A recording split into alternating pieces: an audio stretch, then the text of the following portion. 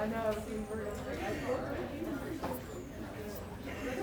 No, I was like, see, I'm getting actually. Oh my gosh. Dude, especially after you hear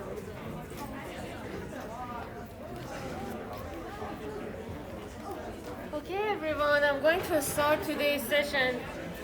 So, do you guys have any questions, problems from previous chapter, chapter 7? Do you remember what chapter 7 was? Anyone?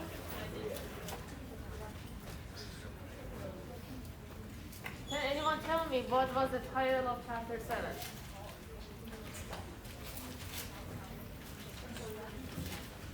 What is it? Exactly. We talked about chemical reactions and we studied different types of reactions, how to categorize them, and so on and so forth. So I posted a study guide for you last night for chapter 7, and I included the solutions to the problems as well. But I encourage you to just after studying chapter 7, try to answer the questions yourself, and if you couldn't find the solutions, read the answers. And I also recorded a video for you and went through some extra problems, and I'm going to post another video as well because I realized we cannot go through so many examples during class time. Any questions about those? Okay, now I'm going to start chapter 8, which is about quantities in chemical reactions. So we're going to use chapter 7, chapter 6, chapter 5 directly.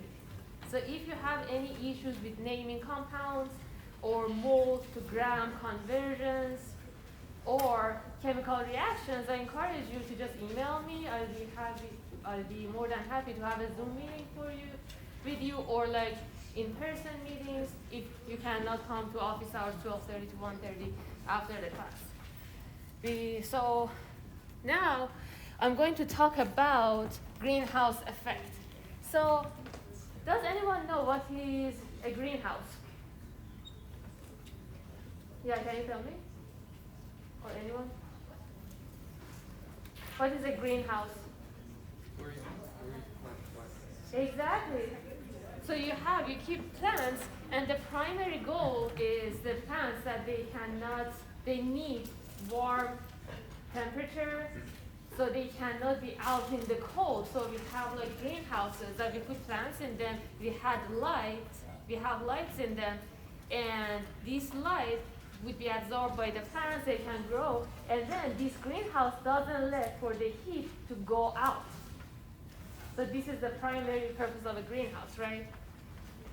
So there are certain gases in the Earth's atmosphere that they act such as greenhouse, meaning that when we have the visible light coming to the Earth's surface, they would become to the Earth's surface, but these gases here, they prevent the heat from going out of the surface. So that leads to the rise in the temperatures, in the Earth's temperature. Is this clear what I just said? Right? So the main greenhouse gas is carbon dioxide.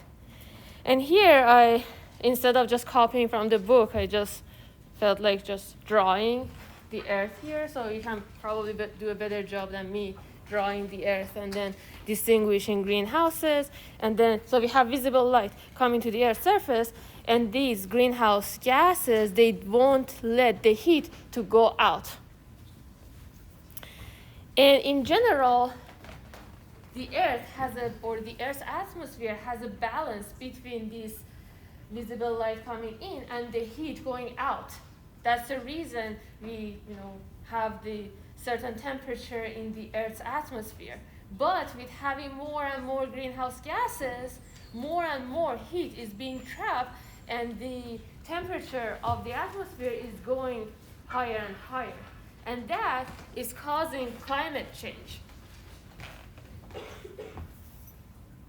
Any question about this? Is this clear? So what is the main greenhouse gas? Exactly. And everything that I'm teaching you, like always, is just from the book. So don't worry about these materials. Okay. So as I just said, the most significant greenhouse gas is carbon dioxide. And if I just tell you what is climate change based on just the description that I gave you, can anyone tell me what is the climate change? Exactly. So we have a balance between the visible light coming to the Earth's surface and the heat going out. So if this balance is not being met, we have more and more heat being trapped, and then we see climate change. And then here I just because I'm going to ask you these in questions, and the main reason that I'm asking you these things, first of all, you should learn these things. When you hear in the news about greenhouse gases, climate change, rise in the Earth's temperature, you should know, and have an idea of what those terms mean. And then I think if you know these things, it's pretty easy to answer them in the test. So I want to increase your grades. So the rise in CO2 concentration, enhances the atmosphere's ability to hold heat and may therefore lead to climate change, seen most clearly as an increase in Earth's average temperature. So if I tell you what is the most evidence or most obvious evidence of climate change, what is this? Yes? Melting of the polar ice cap. Yes, so why that happens?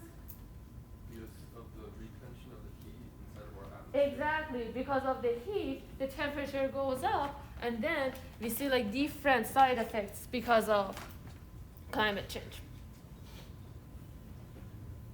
So can anyone tell me, so we are having more and more carbon dioxide. Can anyone tell me why do we have so much carbon dioxide? What does it come from? Yes, so burning fossil fuels. So in your gas, there are power plants that they use fossil fuels, right? And they are you use gasoline or gas or diesel or different fossil fuels, we use them every day. And all of those generate carbon dioxide. So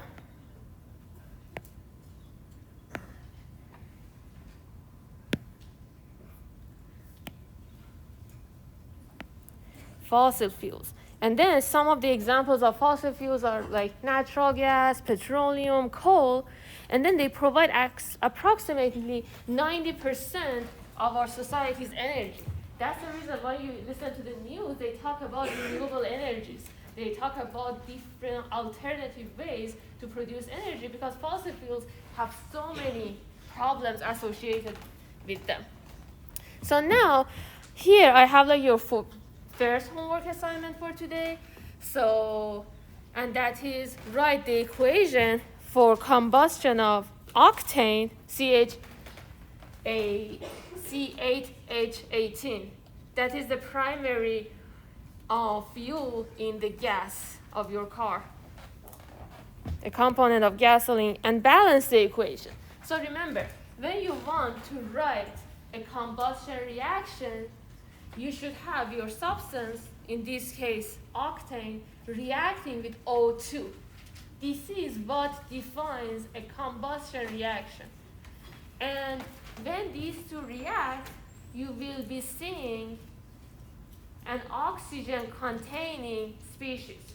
And a species, as I mentioned, is a kind or sort of thing. So when we say species of human, it means humans. Species of bees. It depends on what you define species. So here in our context, when I say, name all species you see, I mean all the chemical compounds or elements that you see. Is that clear? So in this case, I want you to write, so basically you have C8 H18. So remember, in combustion reaction, your compound should react with O2, and you should see oxygen-containing species. So necessarily, in most combustion reactions, you see the products are carbon dioxide and water. But that is not always.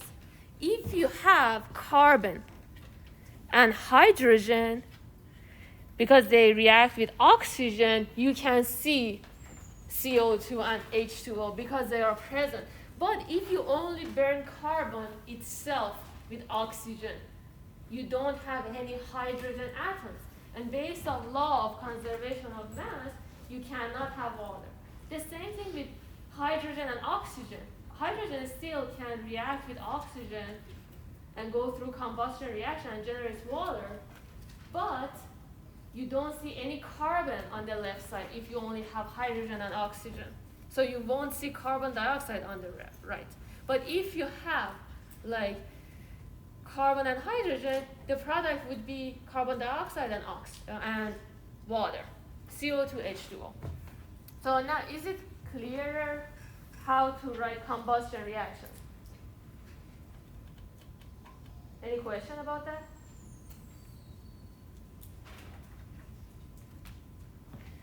Okay. Since everyone is quiet, I assume it's clear. So now we're going to talk about the relation between reactants and products. And as always, your book gives examples with like daily life.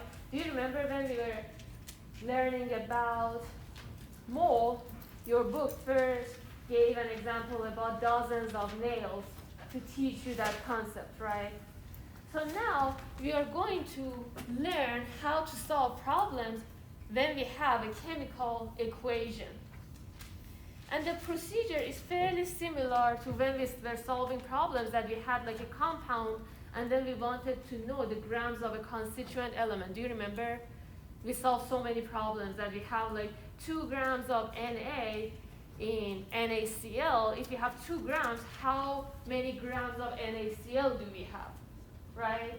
So these part, if you learned chapter 6 well, these part of the course would be really easy because it follows the same procedure. And now, as I said, your book gave an example about making pancakes. So imagine if you want to make a pancake or any food for that matter, you have a recipe, right? If you just like making pancakes and then you have like 1 cup of flour with like 20 eggs, you won't be getting pancake, right? You will be getting a couple of eggs that are just like have like some flour in them. So you should follow a specific recipe.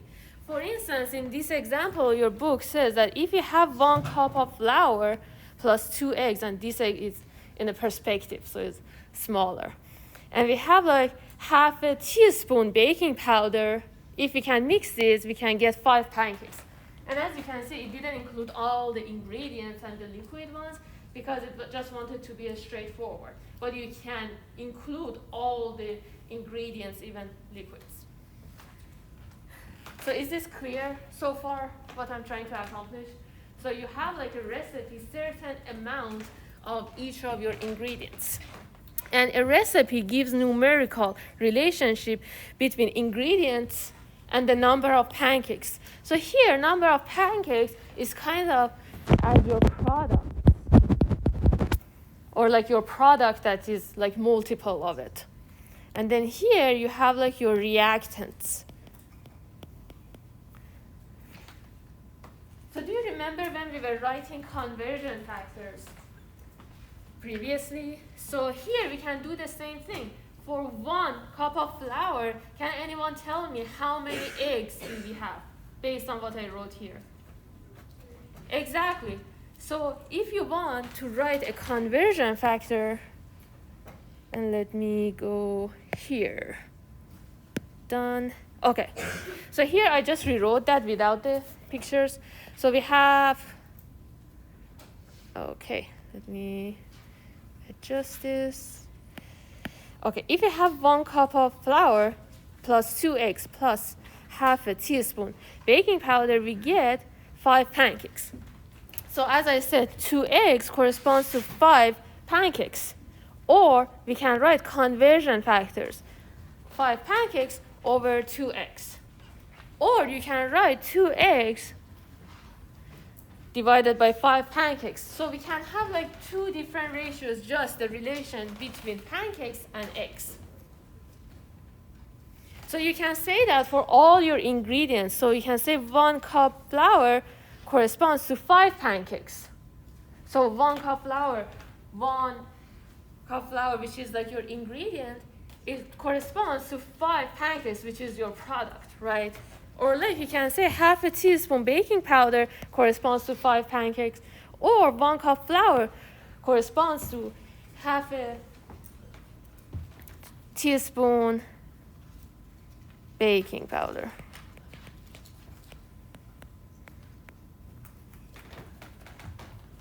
Is this clear, this concept? So you can write conversion factors both between your reactants and products or between your reactants themselves, such as, you know, when we had like MgOH2. Do you remember when I was telling you in 1 mole of MgOH2, how many moles of H do I have? Do you remember how many? Exactly, you have 2, because it's like 1 here, and then you multiply by the subscript that is written in parentheses. Or like in 1 mole of MgOH2, how many moles of Mg do I have? Yes, we have 1, right? So this is the same thing. You can have relationships between the ingredients and your pancakes, or between your reactants and products. And also, if I tell you in 1 mole of, or like in 1 mole of MgOH2, if you have 1 mole MgOH2, 1 mole of OH corresponds to how many moles of H? Can you answer that? What's that? Oh, sorry. I thought you said that. Anyone? So for like 2 moles of O, you have 2 moles of H, right? So for 1 mole of O, you'll be having 1 mole of H. But let me just write this more clearly. But if I tell you for 1 mole of Mg, how many moles of O do I have? 2, right? So what I'm saying is that not only you can write relation between your compound and constituent element, you can also relate constituent elements themselves. Is that clear? Any questions so far?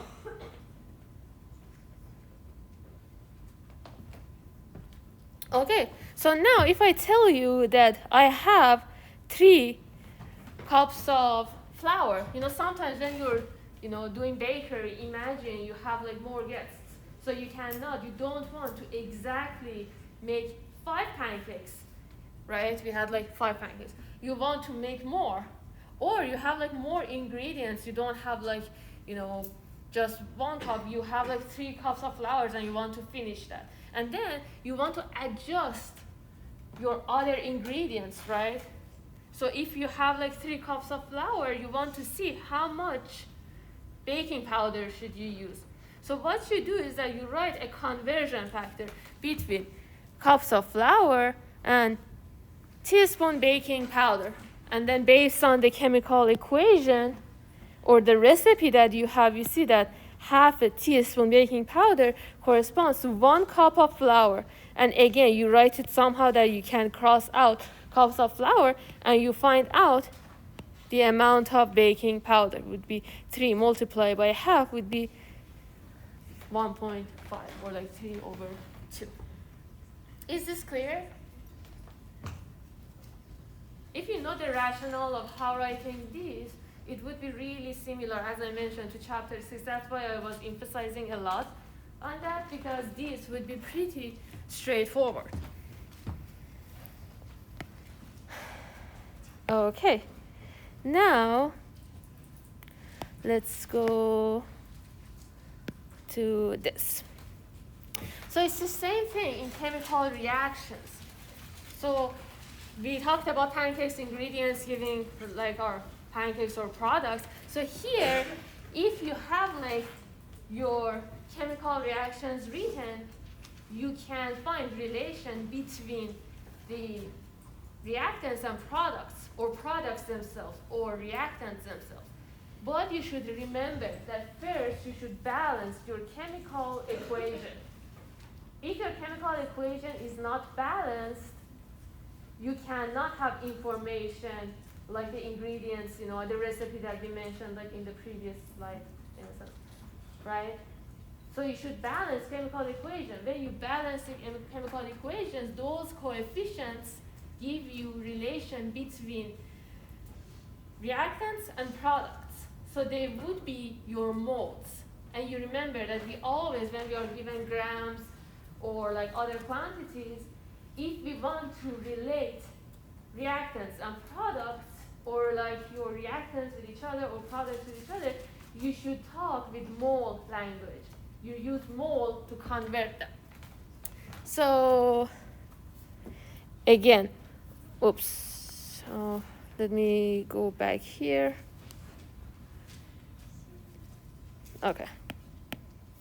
So we have section 8.3 is like, now we talked about pancakes, now as if we want to make molecules, and we do like mole to mole conversions. And we carry out mole to mole conversion between reactants and products based on the numerical relationship between chemical quantities in a balanced chemical equation. So this is really important. If your chemical equation is not balanced, it's not following the law of conservation of mass, and you cannot solve your problem. So here's an example. Imagine the production of ammonia. You have 3 hydrogen molecules plus 1 nitrogen molecule. They give 2 ammonia, NH3, in gas phase, right? And you remember that when you want to write a chemical equation, you should specify the states of your compounds, and then you should balance the chemical equation. And as you remember, this was like a simple rule that helps you balance chemical equations in general. If you have an element by itself, if you have like just hydrogen, like H2, if you have like just a metal by itself, like Mg, 2+, or if you have like any element by itself, you balance it last, right? So in this case, since H2 and N2 both are like elements, it's kind of easier to balance this chemical equation. But I recorded a video for you talking more about balancing chemical equations. So if you have difficulty with those, I encourage you to watch the videos, or just like email me, talk with me, and I schedule a session with you to talk through balancing chemical equations, or just come to my office hours. Anyway, so imagine you wrote this equation, you balanced it, and now based on this, you can see that for 3 hydrogen molecules, we have 1 nitrogen molecule, and those produce 2 ammonia molecules, right? And remember, we said that when we have molecules, we can basically write mole. And if you remember, so this is how we got from molecules to mole. You can multiply both sides by Avogadro number, right? Like 3 multiplied by 6.022 multiplied by 10 to the power of 23, right? And then the equation won't change because you can multiply both sides by the same number. And we remember that we called Avogadro's number a mole. So that's why if you have 3 hydrogen molecules, corresponding to 1 nitrogen molecule, corresponding to 2 ammonia molecules, that is equivalent to saying that 3 mole hydrogen molecules corresponds to 1 mole nitrogen, corresponds to 2 mole ammonia. So in nutshell, if you balance a chemical equation, the coefficients can be considered as moles, and you can write conversion factors using those to solve the problems. Any question about this? Is everything clear so far? Okay. So, okay, now I'm going to, okay.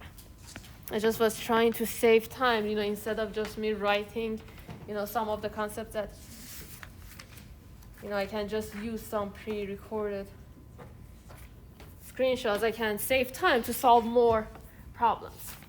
So imagine you have like this reaction. So this is example 8.1, and that says sodium chloride, and as you remember is NaCl, forms by this reaction between sodium and chlorine, 2 Na solid plus Cl2 gas gives 2 NaCl solid. It says how many moles of NaCl result from the complete reaction of 3.4 mole of Cl2. And it says, assume that there is more than enough Na. The reason your book says that is you're going to learn about limiting reactants, and just going back to our example about making pancakes. Imagine you want to make a pancake and then you have like 1 cup of flour for each 2 eggs, If you have like just 1 cup of,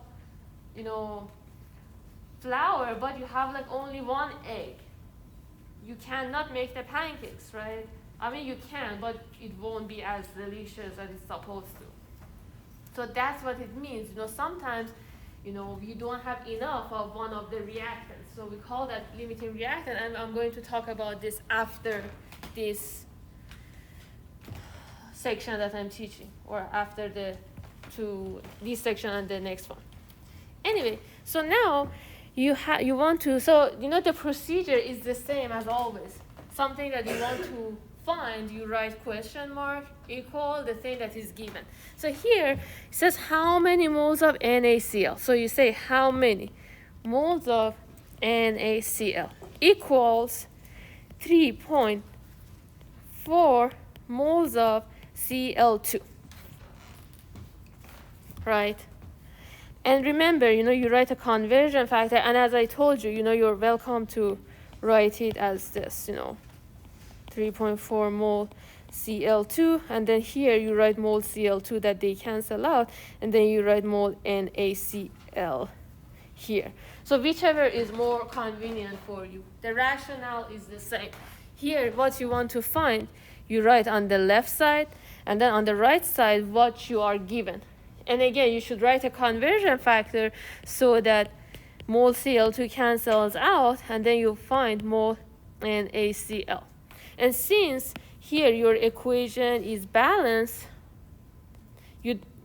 the number of coefficients, your coefficients are representative of your moles. So now, can anyone tell me what is this ratio?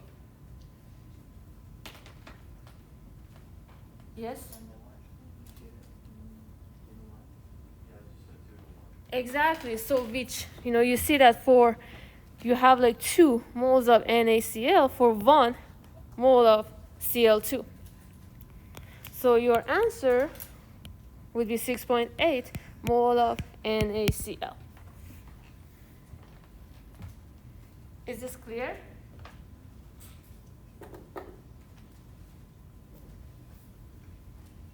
So you read the coefficients in your balanced equation, and those can be considered as the relationship between your moles.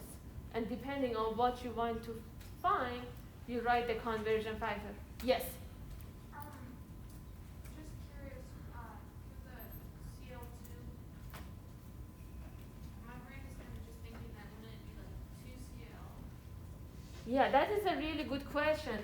So don't confuse the subscript in your elements with these moles in the chemical reactions. So if I would ask you, if I would write here, if you wanted to find mole of Cl, you were right. You have 2 moles of Cl in each mole of Cl2. But here I'm already writing Cl2. So that's why you just look at this coefficient. But if I would ask you mole of Cl, you should say that, okay, the coefficient is 1, and then in 1 mole of Cl2, I have 2 moles of Cl, so you would write 2. Good question. Any other questions? So remember, the relation between your reactants and products are the coefficients in a balanced chemical equation. Now let me do this in case someone is still writing. Now I'm going to give you the second homework problem. Water forms when hydrogen gas reacts explosively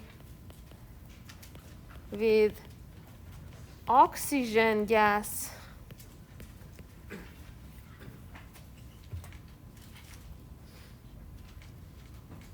okay, and I asked you guys to write the reaction yourself, so you practice the different types of reaction writing as well.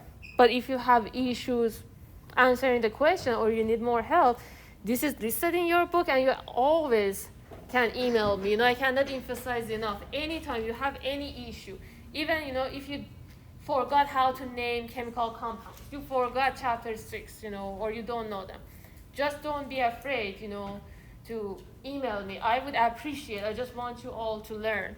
So just email me, and I explain as best as I can all the materials that you want me to.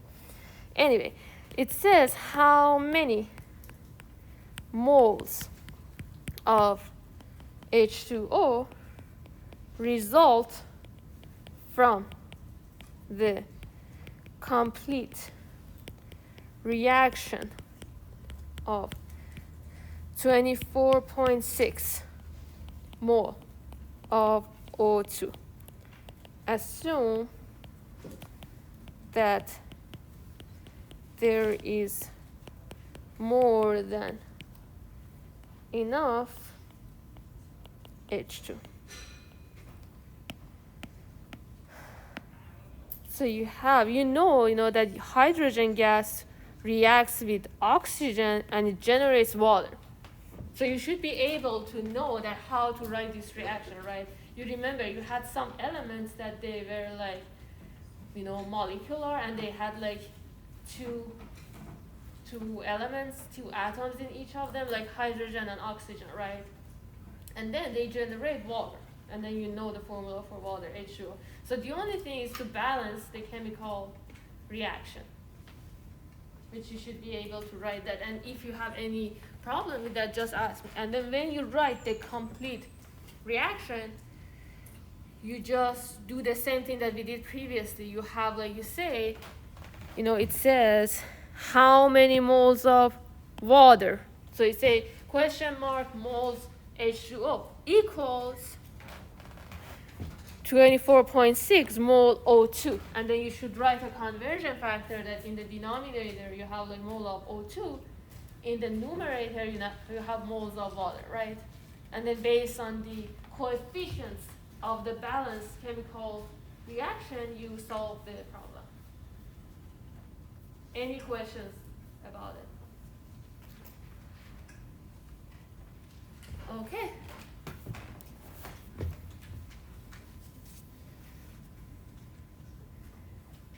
Now, okay. Now I'm going to talk about section 8.4, making molecules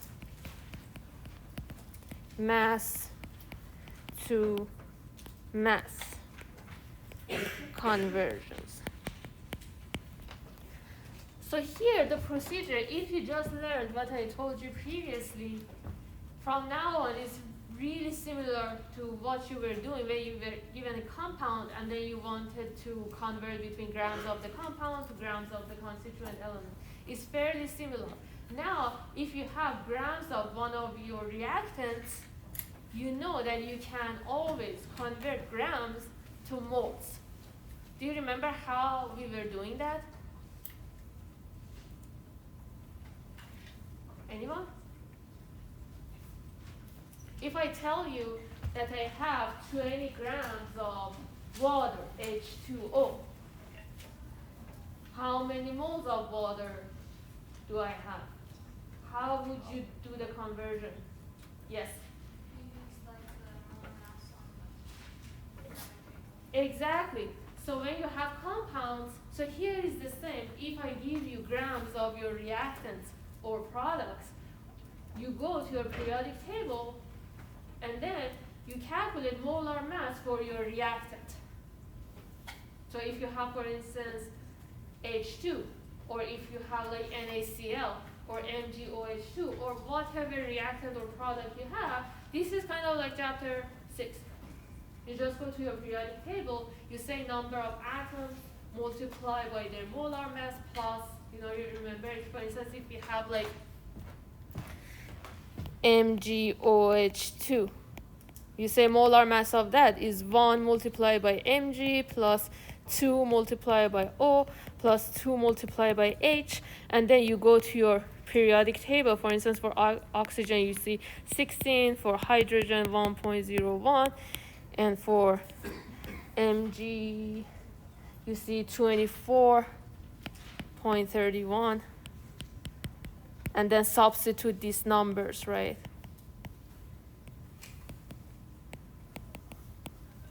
Is this clear? Did you all remember how we were doing this? Okay. So now, when you convert your mass to mole from chemical reaction, you can have the relation between moles of reactants and products, right? So it was like the coefficients of a balanced chemical equation. We just talked about that and saw an example about that. And then you have like mole of what is needed in the problem, depending on what I asked you or what book asks you. And then now you have moles of that. Again, you can convert mole to gram with, anyone? How would you convert moles to gram? molar mass. Exactly. So in summary, if you have like mass of A, one of your reactants, for instance, with molar mass of A, you convert that to moles of A. And then you can convert moles of A to moles of B with ratio from balanced equation. And then moles of B, you can convert that to mass of B with molar, I guess I don't need an arrow necessarily here, molar mass of B. Is this clear? So it's basically what you were doing before, but now in the context of chemical reactions and chemical equations.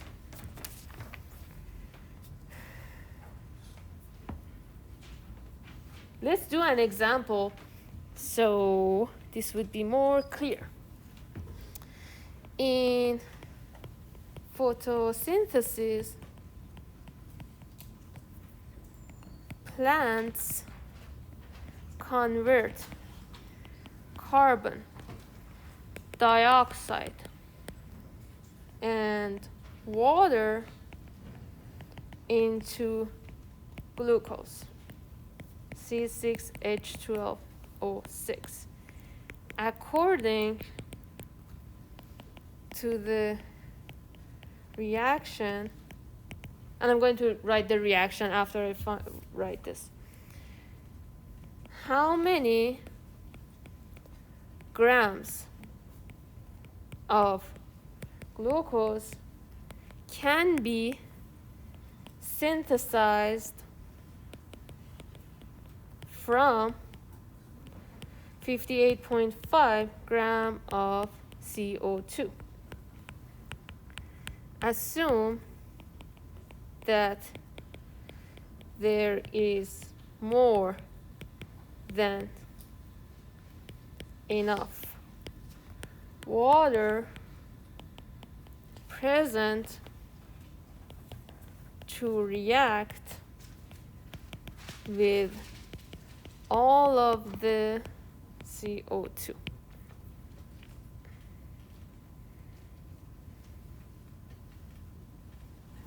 Okay, and here is the equation: CO2, gas plus H2O, liquid, and then we have sunlight, which makes them be converted to O2, gas plus C6H12O6 aqueous. So first of all, if you want to balance this chemical equation, and you should be able to balance it because you cannot solve the problem if you don't know how to do so. So can anyone tell me which element would I balance the last and why? Exactly, why? Exactly, because you have like oxygen is by itself, and you can go through balancing this equation and just balance oxygen first and see what happens. If you do that, you have first of all, you have oxygen is here by itself. So at the end, you can adjust the coefficient for that accordingly. But if you don't do that, you have oxygen here and then you have here. So it would be really difficult to do that. So we do balance oxygen the last. So now let's start with carbon. So how many carbon do I have on the reactant side, left side, and product side, right side? So how many carbons do I have on my product? How many? 6, right? So we have 6 carbon. How many do I have on the left side? 1. Exactly, thank you. So how would I balance my carbon? Yes, so I put a 6 here. If I do that, I have 6 carbon on the right, 6 carbon on the left, right? And remember, you always multiply the subscripts with the coefficients to count for total number of atoms. And then you add reactants separately and products separately and compare. And I said all should balance oxygen the last. So now let's talk about hydrogen. How many hydrogen do I have on the right side? Exactly, thank you. What about on the left? Exactly. So how would I balance it? Exactly. So now I check again. I have 12 on the right. 12, 6 multiplied by 2, 12 on the left. Now let's talk about oxygen. How many oxygen? And then you always count the one that, so you, as I said, you always consider this the last. So now let's count oxygens on the left side. Can anyone tell me how many do I have? How many? Exactly, you have 6 multiplied by 2 in CO2 plus 6 multiplied by 1 in H2O.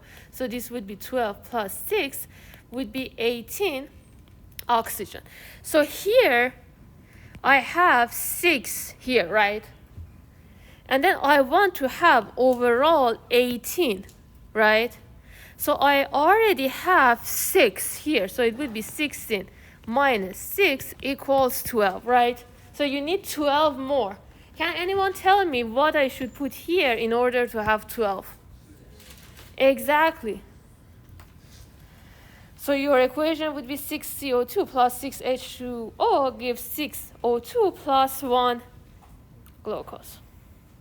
So now that you have the balanced chemical equation, we go ahead and solve the problem. It says how many grams of glucose can be synthesized. So let me write this with blue.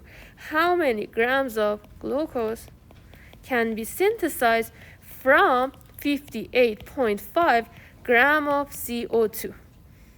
And I'm going to erase these ones so I have enough space to write this. Okay, so first I should convert gram to mole, right?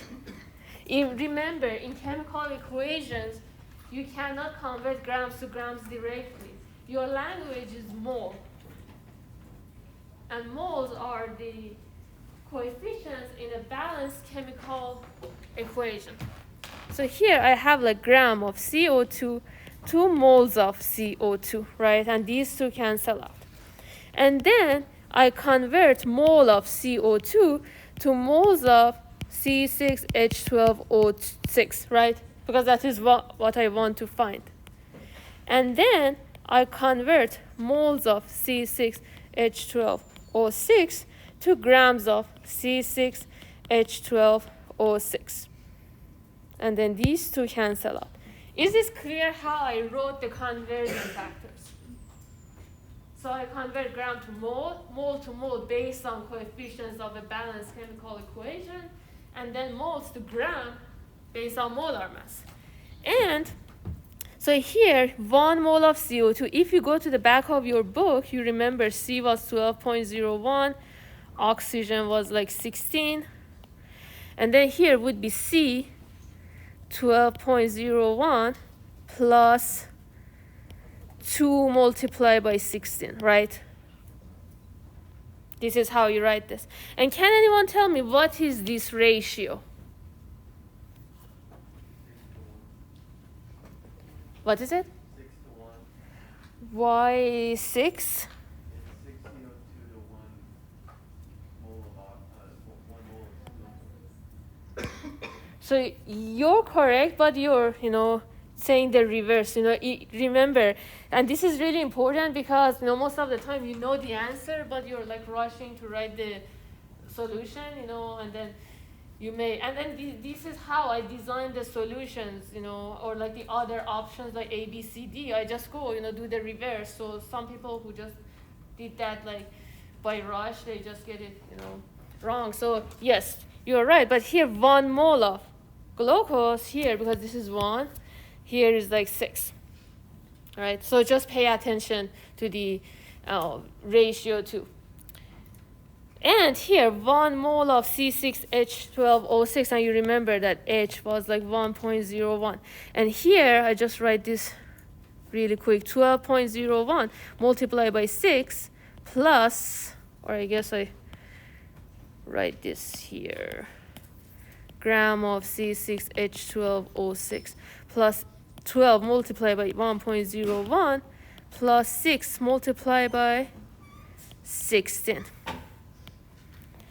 So this is how you would solve the problem. And then when you do the calculations, you should get 39.9 gram of C6H12O6. Any question about that?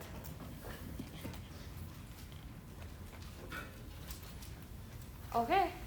So just email me if you can't understand what I said, or it wasn't clear, or you couldn't understand me or read my handwriting. Just email me and I'll be more than happy to explain this to you.